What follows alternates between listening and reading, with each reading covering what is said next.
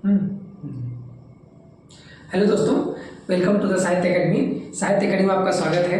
आइए एक नए विषय के साथ पढ़ते हैं जिसको हम कहते हैं अलंकार।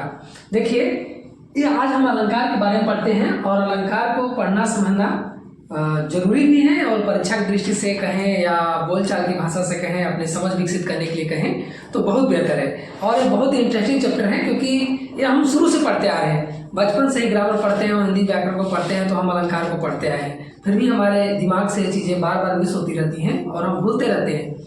लेकिन आइए हम इसको एक नए तरीके से पढ़ने की कोशिश करते हैं और समझते हैं कि हम इसके पहचान कैसे करेंगे और अलंकार कितने प्रकार के होते हैं और इससे इस पर आधारित जो प्रश्न बनते हैं वो प्रश्न कैसे बनते हैं इसकी हम चर्चा करेंगे।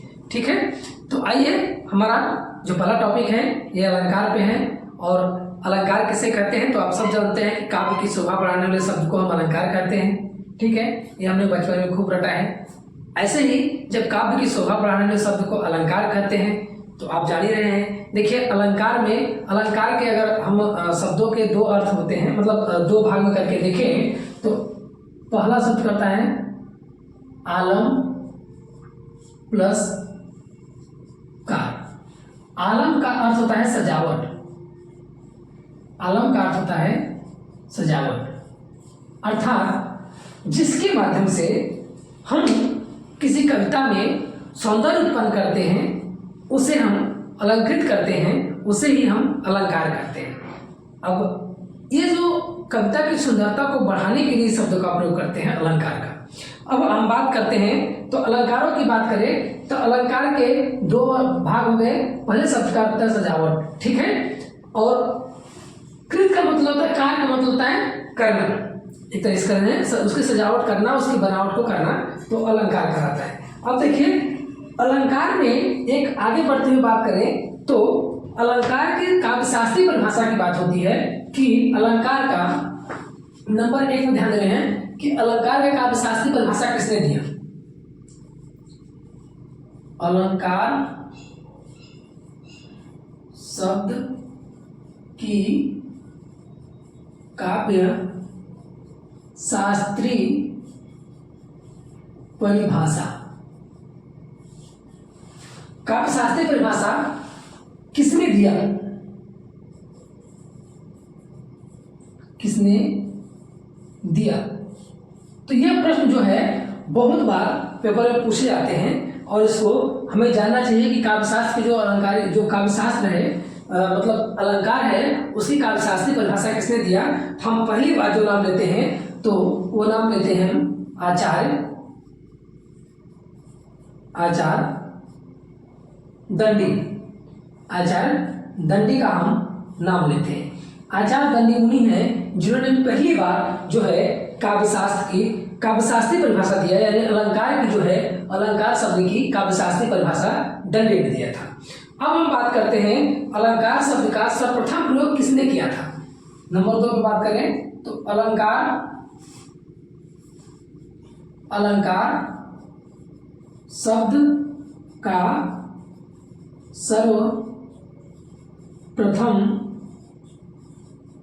प्रयोग किसने किया। यह भी परीक्षा में आपसे बहुत बार पूछा जाता है कि अलंकार शब्द का सर्वप्रथम प्रयोग किसने किया। तो हम कहते हैं कि अलंकार शब्द का सर्वप्रथम प्रयोग जो करने वाले थे वो थे हमारे आचार्य भरत मुनि। तो कहेंगे आचार्य भरत मुनि। आचार्य भरत मुनि ने अलंकार शब्द का जो प्रयोग पहली बार किया था और उनकी पुस्तक थी नाट्य शास्त्र।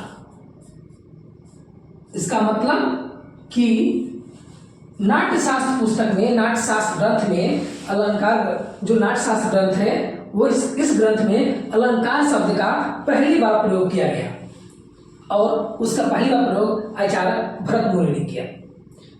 अब जो है, भरत मुनि ने अलंकार के कितने अलंकारों का इस काव्यशास्त्र में, इस नाट्य शास्त्र जो ग्रंथ है, इस नाट्य शास्त्र में कितने अलंकारों का प्रयोग किया।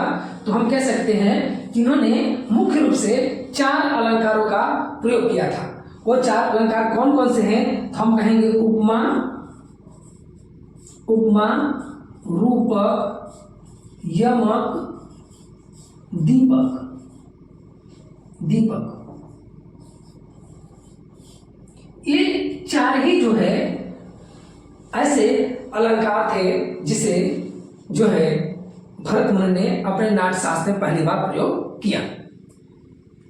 अब हम बात करते हैं कि अलंकार का हिंदी में सर्वप्रथम प्रयोग किसने किया, तो इसकी बात कर लेते हैं। तो हम लिखेंगे, ऐसे पूछता है, हिंदी के प्रथम अलंकारवादी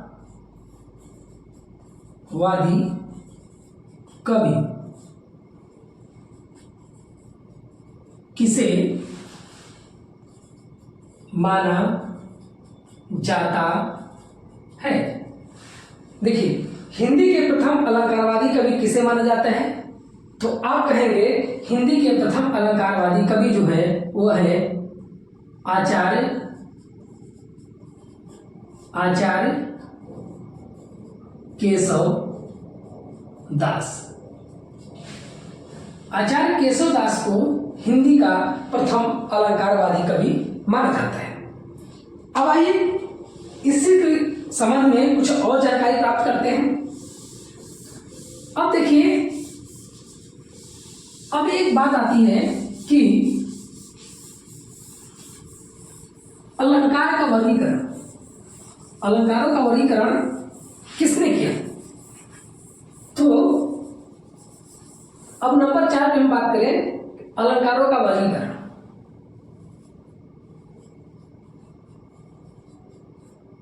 अलंकारों का वर्गीकरण, देखिए, अब अलंकारों का वर्गीकरण किसने किया पहली बार? प्रथम, इसको लिखते हैं पहली बार। ठीक है, पहली बार किसने किया? तो हम कहेंगे कि अलंकारों का पहली बार जो वर्गीकरण किया था वो कवि थे हमारे वामन। वामन मुनि ने जो है अलंकार का पहली बार वर्गीकरण किया और उसे 2 भागों में बांटा। अलंकारों का पहली बार वामन ने वर्गीकरण किया और 2 भाग बांटा। पहला भाग बताया शब्द के अनुसार, उसका नाम दिया शब्दालंकार। दूसरा भाग दिया अर्थालंकार।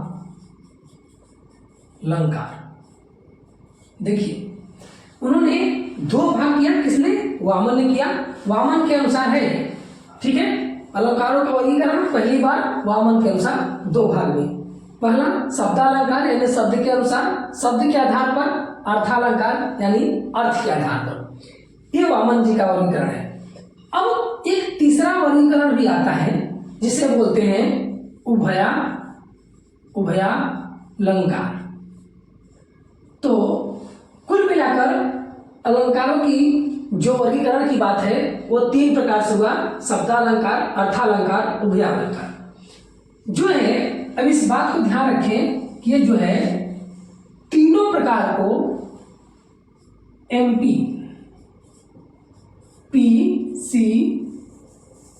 PCS इसमें पूछा हुआ पेपर में है। 2016 में इन्होंने इसे पूछा हुआ था कि अलंकार के कितने भेद होते हैं। तो आप कहेंगे अलंकार के कितने भेद होते हैं? तो आप कहेंगे 3 भेद होते हैं, शब्दालंकार, अर्थालंकार, उभयालंकार। और ये पूछे कि वामन के अनुसार अलंकार के कितने भेद होते हैं? तो आप कहेंगे 2 भेद होते हैं। या आपसे यह पूछे कि अलंकार के मुख्य रूप से कितने भेद होते हैं? तो आप कहेंगे 2 होते हैं। अलंकार के मुख्य रूप से कितने भेद होते हैं? तो 2 होते हैं। अलंकार के कितने भेद होते हैं? तो आप कहेंगे 3 होते हैं। यानी अलंकार के कुल कितने भेद होते हैं या कितने भेद होते हैं? तो आप कहेंगे 3 भेद होते हैं। अलंकार के मुख्य रूप से कितने भेद होते हैं? 2 भेद होते हैं। तो आप इसे ध्यान रखें। अब देखिए, इससे आगे बढ़ते हैं।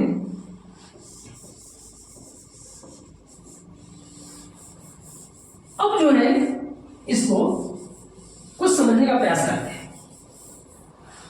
आगे बात करें तो जैसे अब हमने अलंकार के भेदों में बात की, तो पहला हमने अलंकार लिखा क्या? शब्दालंकार। ठीक है। दूसरा हमने अलंकार लिखा, उसका हमने नाम दिया अर्थालंकार। तीसरा भी एक अलंकार है जिसका हमने नाम दिया उभयालंकार। ध्यान दीजिएगा। तो इसके बारे में हमें बहुत जानकारी नहीं मिलती, लेकिन पेपर में हमें इस अलंकार से और इस अलंकार से प्रश्न ज्यादा पूछे जाते हैं, और यही हमें शब्दालंकार और अर्थालंकार दो अलंकारों को पढ़ना है। शब्दालंकार में कितने भेद होते हैं, तो शब्दालंकार के भी भेद देख लीजिए। अगर इसे हम कहें तो शब्दालंकार के भेदों में बात करें तो पहला होता है अनुप्रास अलंकार। अनुप्रास अलंकार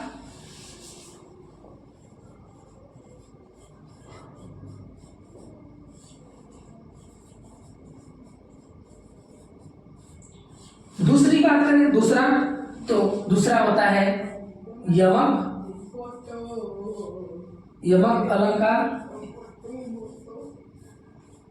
तीसरा होता है श्लेष अलंकार। श्लेष अलंकार।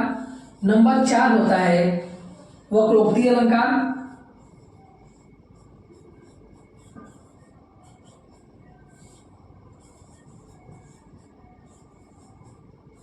वक्रोक्ति अलंकार।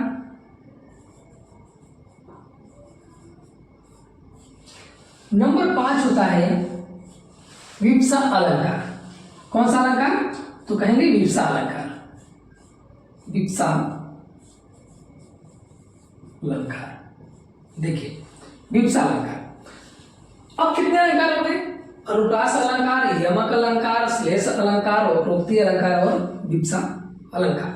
तो शब्दालंकार के अनुप्रास अलंकार 1, यमक अलंकार 2, श्लेष अलंकार 3, वक्रोक्ति अलंकार 4 और विवक्षा अलंकार 5। इसका मतलब अनुप्रास अलंकार के 5 भेद होते हैं। अब आइए एक एक करके सभी भेदों की चर्चा करते हैं। देखिए अनुप्रास अलंकार किसे कहते हैं, तो आप कहेंगे अनुप्रास अलंकार जब एक ही वर्ण की आवृत्ति, काव्य में जब एक ही वर्ण की आवृत्ति बार बार हो, वहां पे अनुप्रास अलंकार होता है। ध्यान सुनिएगा, बहुत रटने की जरूरत नहीं है, समझने की जरूरत है। अनुप्रास अलंकार में एक ही वर्ण की आवृत्ति बार बार होती है। जब एक वर्ण यानी अक्षर, जब एक ही वर्ण की आवृत्ति यानी अक्षर की आवृत्ति बार बार हो, वहां पे अनुप्रास अलंकार होता है। यह हमें समझने की जरूरत है। अब जैसे अगर आपके सामने कहूं पूत कपूत तो का धन सच्चा, पूत सपूत तो का धन सच्चा, मैं लिख रहा हूं। इसमें पूत कपूत तो क्या क्या क्या नहीं कार लिखी इसको, का धन संचा, पूत कपूत, पूत सपूत, सपूत, पूत सपूत तो का धन संचा। पूत कपूत तो क्या धन संचा, पूत सपूत तो का धन संचा। देखिए ये दोनों लाइनें रिपीटेड हैं, लेकिन इसमें अर्थ अलग अलग है। जैसे अनुप्रास की मैंने बात किया, देखिए पूर्व में प है, त है, और देखिए इसमें पू है, त है। ठीक है। अगर वर्णों की बात करें तो वर्ण भी इसमें 2 बार रिपीट है, वर्ण भी 2 बार रिपीट है। का धन संचा, ध न, यहाँ भी देखिए ध न, संचा संचा संचा, तो ये वर्ड रिपीटेड है। ऐसे पूरा अलंकार जो है ये जो है अनुप्रास अलंकार है। ऐसे ही और भी अलंकार हैं।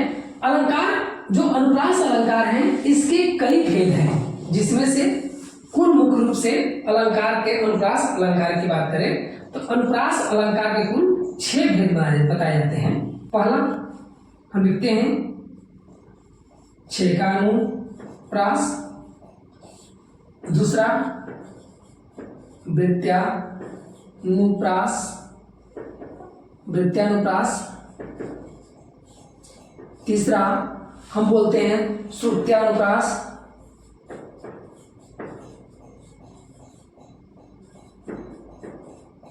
श्रुत्यानुप्रास। और चौथा अनुप्रास, अंत्यानुप्रास। और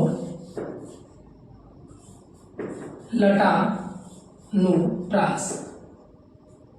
ठीक है, लटानुप्रास। कुल मिलाकर के ये 5 हो गए।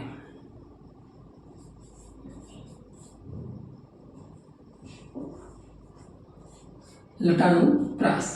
ठीक है, तो हो गए 1 2 3 4 5। तो हम कहेंगे कि अनुप्रास अलंकार के 5 भेद हो गए। हमने पहले क्या पढ़ा? पहले अलंकार के भेद पढ़ा, जिसमें शब्दालंकार, अर्थालंकार, उभयालंकार। फिर शब्दालंकार के भेदों में हमने पढ़ा अनुप्रास अलंकार को। अनुप्रास अलंकार के में जो हमने भेद पढ़ा वो पढ़ा छेकानुप्रास, वृत्यानुप्रास, श्रुत्यानुप्रास, अंत्यानुप्रास और लटानुप्रास। अब जो है छेकानुप्रास क्या होता है? तो छेकानुप्रास की बात करें तो हम कह सकते हैं कि इसमें है कि देखिए, एक जयशंकर प्रसाद की कविता है आंसू की। इस करुणा कलित हृदय में विकल विकल रागिनी बजती, इस करुणा कलित हृदय में विकल रागिनी बजती, हाहाकार स्वरों में, हाहाकार स्वरों में असीम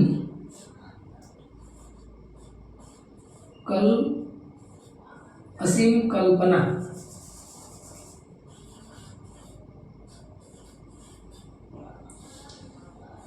गरजती। देखिए, इस करुणा कलित हृदय में विकल रागिनी बजती, हाहाकार स्वरों में असीम कल्पना गरजती। एक जयशंकर प्रसाद की आंसू की पहली अध्याय में है, स्टार्टिंग में ही उन्होंने इसको लिखा हुआ है, तो उससे लिया हुआ है।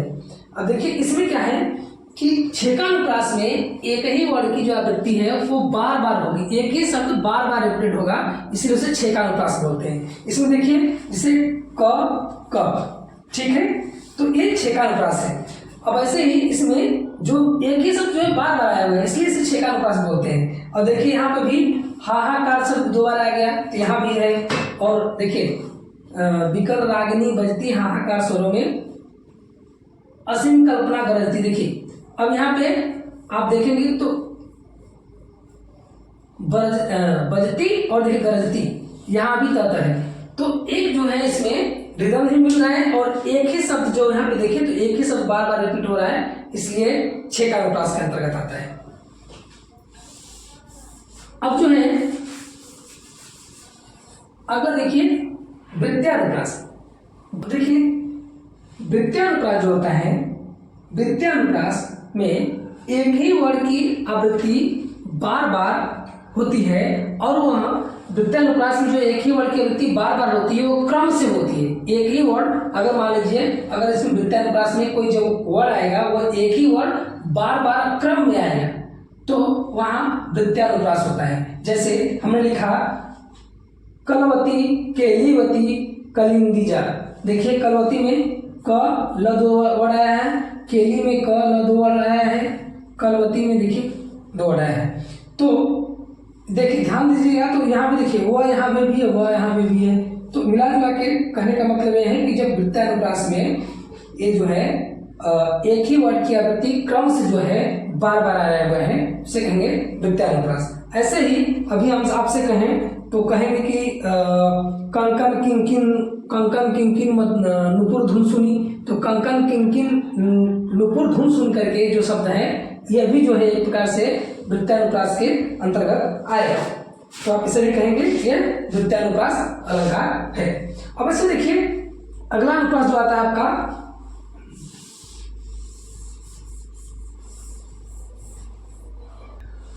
श्रुत्यानुप्रास की बात करें तो देखिए श्रुत्यानुप्रास की बात करें तो श्रुत्यानुप्रास में हमें एक ही वर्ड जब बोलते हैं तो वर्णों की आवृत्ति सुनने के आधार पर उसमें बदलता रहता है, उसमें रिदम पैदा करता है, इसलिए हम उसे कहते हैं श्रुत्यानुप्रास अलंकार। देखिए जैसे पाप प्रहार प्रकट कई सोई, श्रुत्यानुप्रास में है कि एक ही वर्ड जो है बार बार प्रकट हो रहे हैं और वो सुनने में भी एक रिदम मिला है, इसलिए श्रुत्यानुप्रास से बोलते हैं पाप प्रहार प्रकट कई सोई। तो एक तरीके से ये कहा जाएगा कि श्रुत्यानुप्रास का उदाहरण है। ऐसे ही अंत्यानुप्रास, अब अंत्यानुप्रास की बात करेंगे तो अंत्यानुप्रास में अंत में जो है कोई नए वर्ड की बात। अब देखिए अंत्यानुप्रास क्या होता है, तो अंत्यानुप्रास की बात करें तो जिन वर्णों के अंत में वो काव्य में पढ़ते वक्त जिन वर्णों जो काव्य पढ़ रहे हैं उस कविता के अंत में जब हमें क्या मिले, ऐसे शब्द मिले जो अंत के शब्द मिले उसे हम अंत्यानुप्रास बोलते हैं। अंत में व्यंजन वर्ड मिले, व्यंजन या वर्ड मिले, अंत में जब वर्ड मिलते हैं उसे हम बोलते हैं अंत्यानुप्रास। जैसे गुरुपद मंजुल अंजन, देखिए गुरुपद मंजुल अंजन, इसमें हम अंजन कहेंगे। देखिए अंजन मतलब और देखिए अंजन में अ ज और न, मुख्य रूप से ज शब्द और न शब्द मिल रहा है अंत में। और ऐसे देखिए अभिनय ऋग दोष विभंजन में भी ज और न, मतलब ये भी वर्ड मिले ज और न, इसमें भी ज और न दो शब्द है। जब अंत्यानुप्रास में किसी काव्य में अंत में काव्य लिखा हुआ, काव्य के अंतिम पंक्ति में जहाँ पे लास्ट में वो कहेंगे कि हम यति गति होता है, उस पद के स्थान पे जहाँ पर अंत में काव्य के अंत में यति गति भी होता है, तो उस यति गति के स्थान पे जब हमें ज न के शब्द मिले या कोई दूसरा शब्द ऐसा शब्द हो जो बार बार आए तो वहाँ पे अंत्यानुप्रास होता है। अब होता है एक लटानुप्रास। लटानुप्रास की बात करें तो देखिए लटानुप्रास बहुत सरल होता है। ये लटानुप्रास है क्या, इसको समझिए। जब पूरी की पूरी पंक्ति जो है लटानुप्रास में, जब पूरी की पूरी पंक्ति बार बार जो पहली पंक्ति ऊपर की लिखी है वही पंक्ति दूसरी पंक्ति नीचे की पंक्ति में भी रिपीटेड हो, उसे बोलते हैं लटानुप्रास। मतलब एक ही पंक्ति जब बार बार रिपीट हो, जैसे हमने पहले लिखा था कि पूत सपूत तो का धन संचा, और दूसरी बार लिखा कि पूत कपूत तो का धन संचा। जब हमने लिखा कि पूत कपूत तो का धन संचा, पूत सपूत तो का धन संचा, तो देखिए ये पूरी की पूरी लाइन रिपीटेड है, बस खाली बदला क्या है कपूत और सपूत। तो लास्ट में ये जो दोनों लाइन जो है एक रिपीटेड होती है, मतलब पूरा वृत्ति लाइन की होती है, तो वहाँ पे लटानुप्रास होता है, इसे ही हम लटानुप्रास बोलते हैं। तो ये लटानुप्रास के उदाहरण है। अब देखिए जैसे पूत सपूत तो का धन संचा, देखिए यहाँ पूत सपूत कपूत तो का धन संचा पूरी की पूरी लाइन रिपीट हो गई है। तो यह पूरा का पूरा 6 का अनुप्रास है। पूत कपूत तो का धन संचा, पूत सपूत तो का धन संचा, ये 6 का अनुप्रास की। अब जो है ये तो बात हुई अनुप्रास की। अब दूसरा देखिए, अब आगे बढ़ते हैं और बात करते हैं हम यमक अलंकार की। यमक अलंकार में जब एक ही वो शब्द यमक अलंकार में क्या होता है कि जब एक ही शब्द बार बार रिपीट हो, बार बार आए, लेकिन उसके जो अर्थ होते हैं वो भी क्या हो, अपने अर्थ जो है अलग अलग हो। ठीक है, एक ही शब्द बार बार आए और उनके अर्थ भी अलग अलग हो तो वहाँ क्या होता है, यमक अलंकार होता है। जैसे कि मैं कहूँ कि 3 बेर खाती थी कि 3 बेर खाती है, मैं लिखता हूँ 3 बेर खाती थी कि 3 बेर खाती है। तो यमक अलंकार में क्या है कि जो शब्द है वो शब्द चाहे एक से अधिक बार आए और उसके अर्थ भी क्या हो, अलग अलग हो जाए, वहां क्या है, यमक अलंकार रहता है। जैसे मैंने लिखा कि 3 बेर खाती थी कि 3 बेर खाती है। अब देखिए 3 बेर खाती थी कि 3 बेर खाती है। इस बेर का बार है, 3 बेर खाती थी मतलब 3 बार, ठीक है। 3 बेर का मतलब, बेर का मतलब बार, 3 बार कि 3 बेर मतलब बेर यानी फल। एक बेर एक फल है जो 3 बेर खाती थी कि 3 बेर खाती है। अब इस बेर का मतलब है फल। उसका समय ऐसा था कभी 3 मीठी खाना खाती थी और इसका समय है कि वो 3 फल खा के रह रही है, तो 3 बेर खाती थी कि 3 बेर खाती है, ये यमक अलंकार का है। ऐसे ही अब बात करें तो अगला देखिए श्लेष अलंकार। ऐसे बहुत उदाहरण हैं यमक अलंकारों के। अब देखिए श्लेष अलंकार। श्लेष अलंकार क्या होता है, एक शब्द एक से अधिक बार है लेकिन उसके अर्थ क्या होते हैं, उसके अर्थ भी सामान्य अर्थ जो है, जो अर्थ है श्लेष अलंकार का, उसके अर्थ भी अलग अलग हो जाए तो वो जो है श्लेष अलंकार होता है। जैसे मैं एक उदाहरण लेता हूं कि श्लेष करने का मतलब, श्लेष का अर्थ है उसी में अर्थ छुपा हुआ रहता है, चिपका हुआ रहना, छुपा हुआ रहना। श्लेष का मतलब होता है चिपका हुआ, ठीक है। ऐसा वर्ड प्रयोग करें जब उसका अर्थ उसी के अंदर छिपा हुआ हो, अर्थात एक शब्द एक ही बार है, एक से अधिक बार है लेकिन उसके अर्थ भी भिन्न भिन्न हो, तो वहां क्या होता है, श्लेष अलंकार होता है। जैसे मैं लिखता हूं कि पानी नहीं, ऐसे रहमान पानी राखिए, एक है ना, इसको ऐसे लिखिए रहमान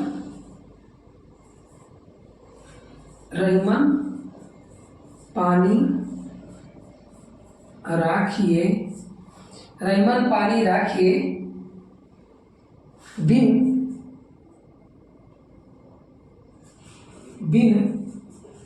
पानी सब सून। रहमान पानी राखिए बिन पानी सब सून, पानी गए न उबरे मोती मानुष चून। देखिए पानी, रहमान पानी राखिए बिन पानी सब सून, पानी गए न उबरे मोती मानुष चून। कहने का मतलब क्या है कि रहीला जी कह रहे हैं कि रहमान पानी, पानी एक बार शब्द हो गया, पानी राखिए बिन पानी सब सून, पानी दूसरा हो गया, और पानी गए न उबरे, पानी तीसरा हो गया। तो देखिए 1 2 3 बार पानी पानी शब्द आ गया। तब देखिए इस पानी शब्द का क्या अर्थ है, इसका अर्थ है मोती से। रहमान पानी राखिए, रहीला जी कहते हैं कि पानी राखिए बिन पानी सब सून, बिना पानी के सब सून है, और कहते पानी गए न उबरे, और अगर पानी चला गया तो क्या है, जैसे किसका, मोती मानुष चून। जिस प्रकार से पानी जाने पे न मोती न मनुष्य न चूना, चून तो चूने, न चूने की कोई सूत्र होता है, वैसे ही ये है। तो पानी का अर्थ क्या है, पहले पानी का अर्थ किससे है, एक देखो पानी का अर्थ है इज्जत से, ठीक है, चमक से जरूर पहले चमक या सुंदरता, ठीक है, चमक या सुंदरता से। दूसरे पानी का अर्थ किससे है, मनुष्य से लीजिए, दूसरा अर्थ है मनुष्य हो गया, और तीसरे अर्थ में क्या हो गया, पानी, जब जिस प्रकार से चूने से पानी अगर नहीं पड़ेगा तो चूना मर जाएगा। तो ये चीजें हो गई। देखिए पानी शब्द का 3 अर्थ हो गया, चमक भी हो गया, मनुष्य का इज्जत हो गया, मनुष्य इज्जत है, इसको इज्जत, ठीक है। एक चमक से हो गया, दूसरा इज्जत से हो गया, तीसरा जल से है ये। तो ये चीजें हैं, ये चीजें तीनों पानी का अर्थ से हो गया। मतलब एक ही वर्ड की आवृत्ति जो है बार बार हुई है, ठीक है, और उसके अर्थ भी अलग अलग हैं। तो ये श्लेष अलंकार हुआ। अब देखिए वक्रोक्ति अलंकार। जब किसी काव्य को वक्रोक्ति उसे कहते हैं, वक्रोक्ति अलंकार जब हम काव्य में प्रयोग करते वक्त कहते कुछ और हैं और सुनने वाला सुनता कुछ और है। मान लीजिए मैं कुछ और कह रहा हूँ और सुनने वाले कुछ और सुन लिया, तो वहां पे वक्रोक्ति अलंकार होता है। जैसे मैं कहूँ रुको,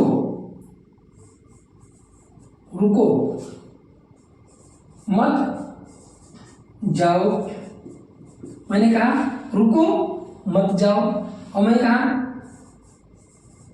रुको मत जाओ। देखिए मैंने दोनों लिखा है, रुको मत जाओ, मैंने कहा रुको मत जाओ। तो हमने जैसे ही इन शब्दों को हटाने के बाद मैं दोनों लाइन लिख रहा हूं। अब देखिए, अब समझिए, रुको मत जाओ, वक्रोक्ति अलंकार, मैंने कहा रुको मत जाओ। जैसे मैंने कहा रुको मत जाओ, सामने में आया रुको मत जाओ, मैंने कहा रुको मत जाओ, उसे लगा कि रुको मत जाओ। तो सुनने वाले ने, मैंने कहा कि रुको मत जाओ, और सुनने वाले को लगा कि हमें रुको मत, मतलब उसे रुकना नहीं है, जाना है, इसलिए कहा, उसे लगा कि जाना है। तो रुको मत जाओ। तो एक तरीके से हमने यहाँ पे हल्का सा विराम लगाया, रुको मत जाओ और रुको मत जाओ। ये वक्रोक्ति अलंकार के पूरी पहचान है एक तरीके से, ठीक है।